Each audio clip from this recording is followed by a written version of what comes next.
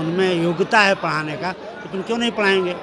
बल्कि सरकार उनको पढ़ाने नहीं देती है, उनको गैर शैक्षिक कार्यों में उलझा के रखती है। यही मांग है कि यह नियमावली वापस लिया जाए और सभी लोगों को राजकर्मियों का दर्जा दिया जाए।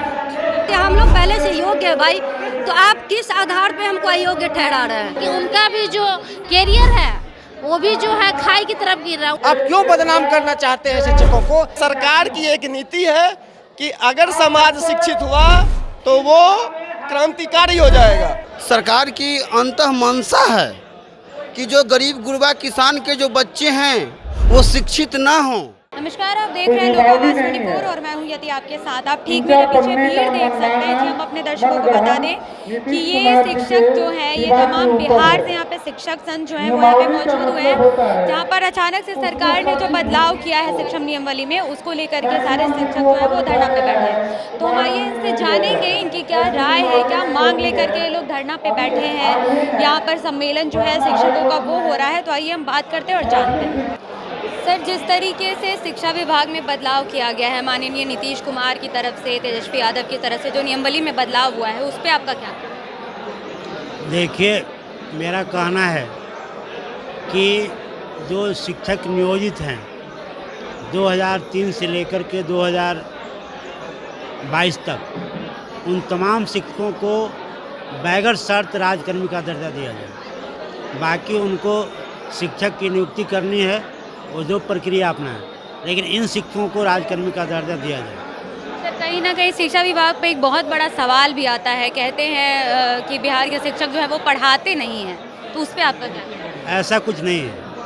बिहार के शिक्षक पढ़ाते हैं और बिहार के शिक्षक की क्वालिटी है, वो सारे सीटेट टेट दक्षता परीक्षा पास करके आए हुए हैं, उनमें योग्यता है पढ़ाने का, तो तुम क्यों नहीं पढ़ाएंगे? बल्कि सरकार उनको पढ़ाने नहीं देती है, उनको गैर शैक्षिक कार्यों में उलझा के रखती है। वो 16 और 17 वर्षों से जो बच्चों को पढ़ा रहे हैं, उनको जो नियोजित शिक्षक है उनको छांट क्यों रहे हैं? आप कह रहे हैं ये पात्रता परीक्षा पास किए हुए हैं, ट्रेनिंग किए हुए हैं, तो फिर नए सिरे से बीपीएससी एग्ज़ाम क्यों लेंगे? इसलिए सभी लोगों को राजकर्मियों को दर्जा की मांग है, बिना परीक्षा दिए हुए। आप नए सिरे से शुरू करिए, 2023 में नए सिरे से शुरू किए, कौन रोका है? लेकिन पहले से जो बहाल लोग हैं उनका क्या होगा? उनको आप छांट कर देंगे, 2 संवर्ग बनाएंगे। 2 संवर्ग, इस शिक्षा में 2 संवर्ग नहीं चलेगा। यही मांग है कि यह नियमावली वापस लिया जाए और सभी लोगों को राजकर्मियों को दर्जा दिया जाए। मैं यही कहना चाहती हूँ कि सरकार की ये दोहरी नीति है। जो पहले से कार्यरत शिक्षक है उन्हें किस आधार पे फिर अभी जो नए आने वाले अभ्यर्थी हैं उनके साथ आप एग्जामिनेशन लीजिएगा किस तरीके से, जबकि वो लोग 17 साल से विद्यालय में योगदान दे रहे हैं।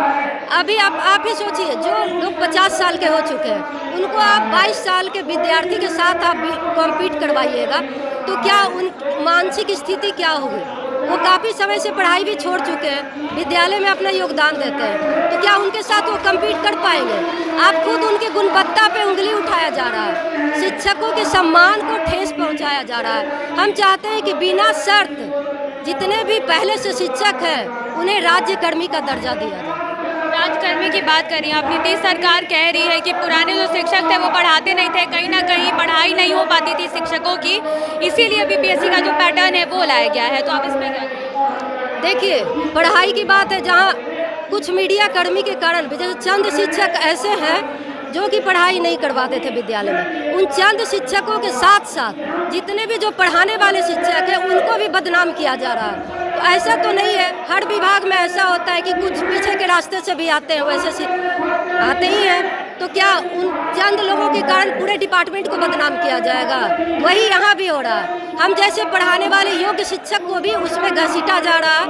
तो ये सरकार की दोहरी रवैया है। सरकार बहाली करना ही नहीं चाहती, राज्यकर्मी का दर्जा नहीं देना चाहती है, इसलिए इस तरह की स्ट्रैटेजी बनाई गई है कि लोग खुद मैदान में आएंगे, कोर्ट का चक्कर लगाएंगे। जाहिर सी बात है कि कोर्ट जाएंगे। जिस तरह का उनका रोस्टर भी जारी हुआ 6 to 8 की एक भी वैकेंसी नहीं दी गई।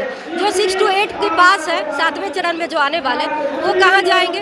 उनके साथ भी अन्याय हो रहा है। प्लस में हम पहले से शिक्षक को उनके साथ जब बैठाया जा रहा है तो हम उनका भी सीट तो खाएंगे, तो जो आने वाले उनके साथ भी अन्याय हो रहा है। तो ये अन्याय हम लोग के साथ नहीं होना चाहिए, क्योंकि हम लोग पहले से योग्य है भाई।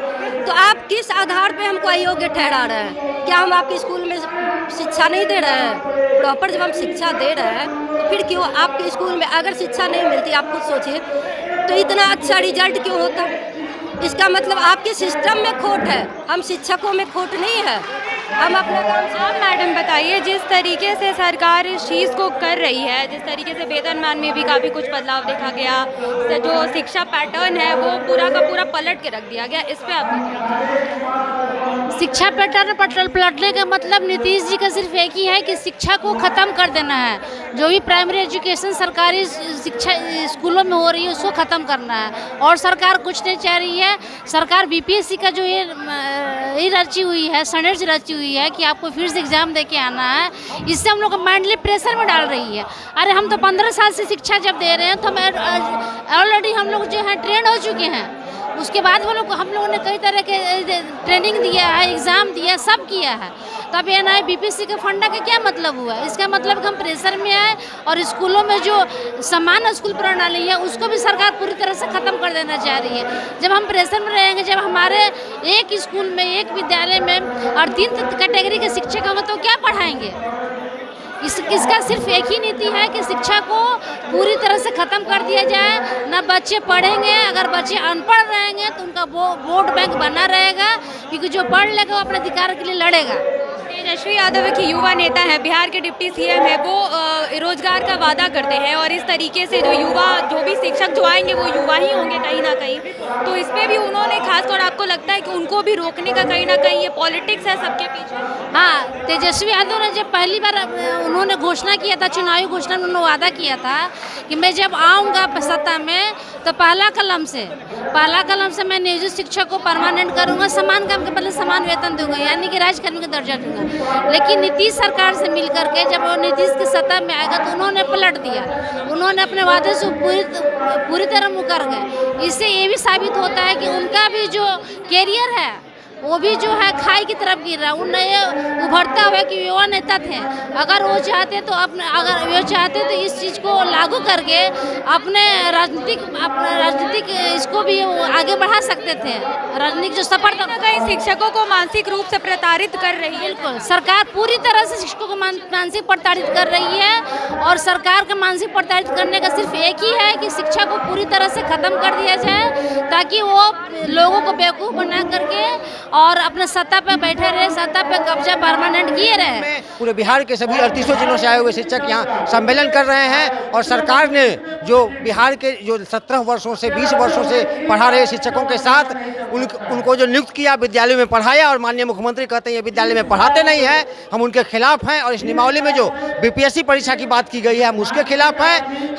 हमारी मांग है जो स्थानीय निकायों के नियुक्त जो शिक्षक हैं उन सबको बिना शर्त एक मुश्त राज्यकर्मी के रूप में समायोजन किया जाए। यदि आपको परीक्षा लेनी है तो सहायक शिक्षक का दर्जा देते हुए पूर्ण वेतनमान के लिए आप परीक्षा लें। हम बिहार के तमाम 4 लाख शिक्षक तैयार हैं, लेकिन आप वर्तमान जो नियमावली लाए हैं इसमें एक नई वेतनमान की बात आप कहिए है, जिस वेतन से हम लोगों का शिक्षक को ज़्यादा मिल रहा है, तो फिर हम परीक्षा क्यों दें? आप क्यों बदनाम करना चाहते हैं शिक्षकों को? इसके खिलाफ हम लोग पटना में जुटे हुए हैं। तो आपदा जैसी कार्यों को एक तरह से हम लोग भी समाज सेवा के हिसाब से ले लेते हैं, लेकिन अब हम ही लोग एक शिक्षक हैं, देख रहे हैं दिसंबर में जनगणना गृह गणना के कार्य में लगाया गया, जनवरी तक चला, फरवरी में मैट्रिक और इंटर की ड्यूटी में लगाया गया, मार्च में उसके मूल्यांकन में लगाया गया, फिर अप्रैल में फिर से में जनगणना में लगाया गया।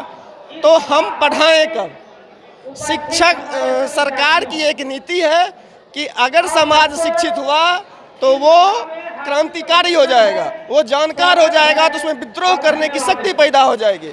इसीलिए उन्हें शिक्षकों से शिक्षण का कार्य छोड़ के बाकी सारा कार्य कराना है। कहीं ना कहीं फंसाए रखना चाहती है सरकार आप ये? हाँ, वो शिक्षकों को इस तरह से उलझाए रखती है, विद्यालय से लेके उनके नियमावली तक में, कि वो सड़क पर रहे या विद्यालय में रहे तो पढ़ाने का कार्य न कर सके, और हम शिक्षकों को बदनाम करने की लगातार साजिश रची जाए।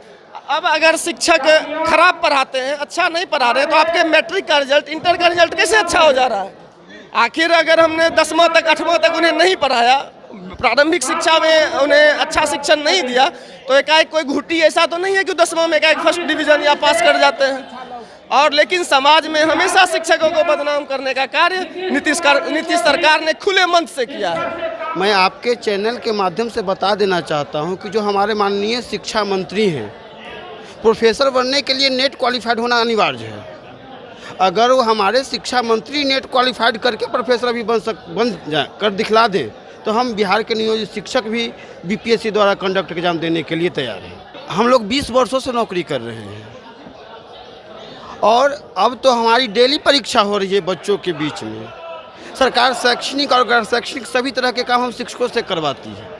अब हमारी वो एज नहीं रही कि हम एग्ज़ाम के लिए तैयार कर पाएँ। नए जो भी आ रहे हैं टीचर्स जो भी साथ अन्याय है। एक शिक्षक बनने के लिए जो NCT national teachers council of education की जो मापदंड हैं कि शिक्षक प्रशिक्षित होना, सीटेट या बीटेट क्वालिफाइड होना, तो उस अहर्ता को पूरा करने के बाद तो सिर्फ उन्हें शिक्षक बनना चाहिए। तो कोई क्यों शिक्षक बनना चाहेगा? सरकार की मंशा है कि गरीब गुरबा किसान के बच्चे शिक्षित न बने। वे शिक्षा का निजीकरण करने के लिए कि ये सरकार की गहरी साजिश है।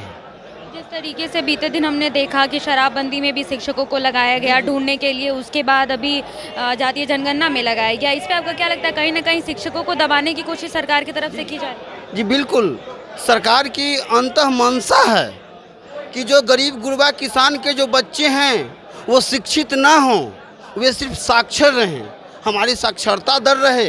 वो शिक्षित अगर होंगे तो फिर वो इनकलाबी बनेंगे, वो शोषण के विरुद्ध में आवाज़ उठाएंगे।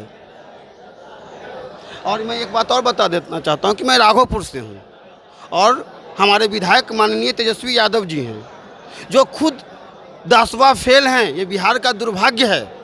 और जो हम लोगों से वादा खिलाफी जो ये किए हैं, व्यक्तिगत हम लोगों को अपने आवास पर बुला करके, और उन्होंने कहा था कि मैं पहली कैबिनेट में पहली कलम से आप सबों की मांग जो है समान काम का समान वेतन और राजकर्मी का दर्जा दूंगा। अगर उन्होंने जो नियमावली लाई है हम शिक्षकों के साथ, तो हम उस राघोपुर वसुंधरा से हैं जो उनके माताजी को भी हराने का काम किया है। और ये नई नियमावली नीतीश माननीय तेजस्वी जी के राजनीतिक जीवन का आखिरी कील साबित होगा। उन्हें मैं कहता हूं कि उन्हें जमानत जब्त राघोपुर की वसुंधरा करा देगी, अन्यथा वो हम नियोजित शिक्षकों को अपने वादे, उनके मैनिफेस्टो में था, टॉप 10 में था, अपने मैनिफेस्टो के अनुकूल नियोजित शिक्षकों को बिना शर्त राजकर्मी का दर्जा और समान काम का समान वेतन दें, अन्यथा वो इस बार विधानसभा नहीं पहुंच पाएंगे।